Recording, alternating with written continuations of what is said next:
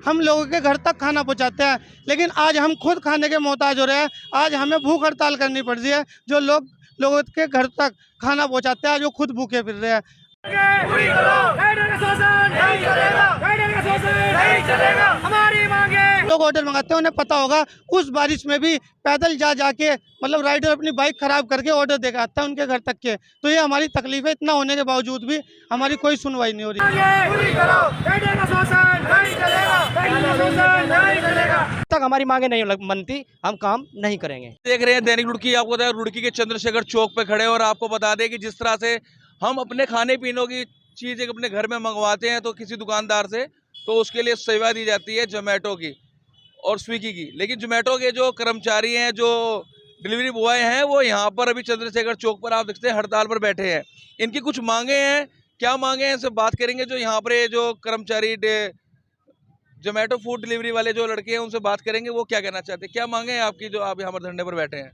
हमारी मांगे इतनी है कि हम पहले 25 रुपये में एक ऑर्डर देते थे, आज कंपनी हमारे से 25 रुपये में दो ऑर्डर दिवा रही है। और जहां हम पहले 100-120 रुपये में जाते थे, आज वहां 60 रुपये में कंपनी भेज रही है। 12 किलोमीटर जाना, 12 आना, 24 किलोमीटर में हमारा 60 का तो तेल ही लग जाता है। लेकिन उसमें कंपनी हमारा शोषण लगातार करती जा रही है, उस पैसे को और कम करती जा रही है। और हमने जैसे इस चीज़ के लिए मांग उठाई है, तो कंपनी ने हमारी आइडिया बंद कर दिया कि जिससे हम भविष्य में भी आगे मांग ना कर सके, और जो और है उनका भी हौसला टूट जाए कि कंपनी आगे अगर और भी कम करे तो कोई आवाज़ ना उठा पाए। तो हम रात को सुबह 3-3 बजे तक के हम पूरे शहर में आंधी तूफान बारिश सर्दी को ना देखते हुए भी हम लोगों के घर तक खाना पहुंचाते हैं, लेकिन आज हम खुद खाने के मोहताज हो रहे हैं। आज हमें भूख हड़ताल करनी पड़ रही है। जो लोगों के घर तक खाना पहुंचाते हैं, आज वो खुद भूखे फिर रहे हैं। आज हमारी हड़ताल का 5वां दिन हो गया है। हमारे घरों के हालात भी बिगड़े हुए हैं, हमें भी रोटी चाहिए, लेकिन कंपनी सुनने के लिए तैयार नहीं है। कंपनी दिन पे दिन शोषण बढ़ा रही है, हमें मुकदमे लगाने के नाम पे डरा रही है। हमारे लड़कों के मतलब फ़ोन कर करके मैसेज से ये कह रही है कि तुम मत आना इधर, अगर तुम काम नहीं करोगे तो तुम्हारी आईडी भी बंद कर देंगे। मतलब हमें दबाया जा रहा है। आप लोग धरने पर बैठे हैं, तो आप जब धरने पे, तो आपके अलावा वहाँ कोई और काम कर रहे हैं लड़का वहाँ पर इसके?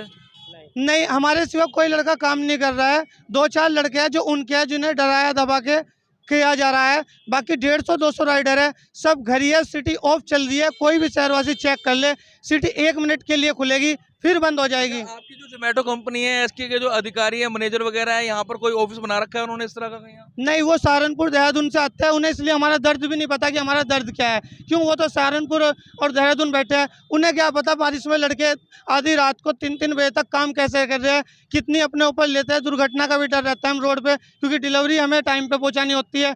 बारिश हो तो हमें ऑर्डर भी सेफ ले जाना पड़ता है। बाइक वगैरह रहती है, या आप लोगों की अपनी होती है या कंपनी की तरफ से मिलती है? बाइक और तेल सब हमारा रहता है, रिस्क भी हमारा है। हम 3-3 बजे खेतों के रास्ते से सुबह डिलीवरी करने जाते हैं, रात को 3 बजे लूटपाट का भी डर रहता है। और ये देखिए, बारिश में भी हमारे पे जिम्मेदारी है कि हम ऑर्डर को सेफली ले जाए। आपने भी देखा है कि पनियाला वगैरह रोड पे, रामपुर चुंगी पे बारिश में पानी कहाँ तक भर जाता है।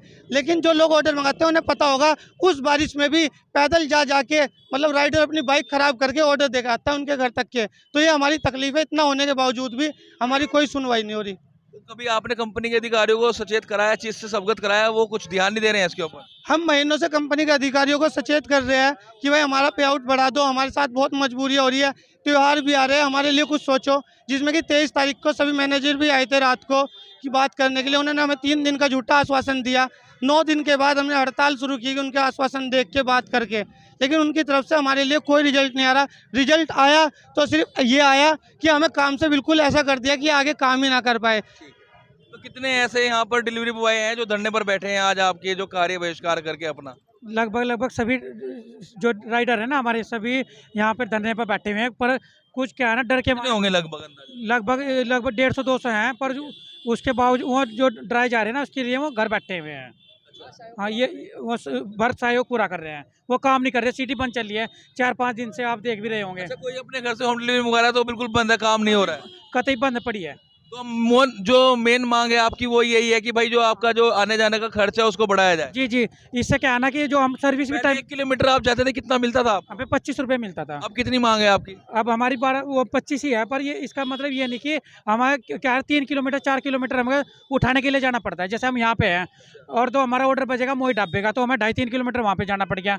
तो कंपनी क्या है ना, फिर उसके बाद 2 किलोमीटर में एक्स्ट्रा गुंजाएगी कंपनी, ये करती है हमारे साथ। तो मतलब काम सभी को देती है कंपनी या फिर उस तरह अलग अलग किसी को करना नहीं है? नहीं, काम तो सभी को देती है, ऐसा एरिया वाइज नहीं है किसी का कुछ? नहीं नहीं होना चाहिए। जैसे एरिया वाइज नहीं हुआ है, पर ये है कि जो जहाँ पे खड़ा है ना उसका ऑर्डर कम से कम वहाँ तो बजे। राइडर यहाँ पे भी खड़ा है पर ऑर्डर बजेगा दूसरी जगह। तो जी आप बताइए।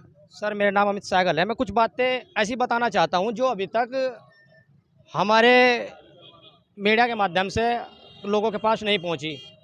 अभी कुछ दिन पहले 6 महीने के समथिंग हो चुके हैं, 6 महीने से ज़्यादा। मेरा एक भाई था राइडर ही हमारे बीच का, वो उसका नाम है सुधीर कुमार सैनी। सुधीर कुमार सैनी की किसी कारणवश तो नहीं, एक्सीडेंटल मृत्यु हो गई थी, लेकिन कंपनी कहने को तो इंश्योरेंस है, लेकिन उस लड़के को आज तक कोई इंश्योरेंस के नाम पर 1 रुपया नहीं मिला। उसकी आज बीवी, मतलब उसके छोटे छोटे बच्चे 1 साल 1.5 साल के बच्चे हैं, उन्हें छोड़कर वो हमारी भाभी आरोग्यम हॉस्पिटल पर पोछा लगाकर अपने घर की दिनचर्या चला रही है।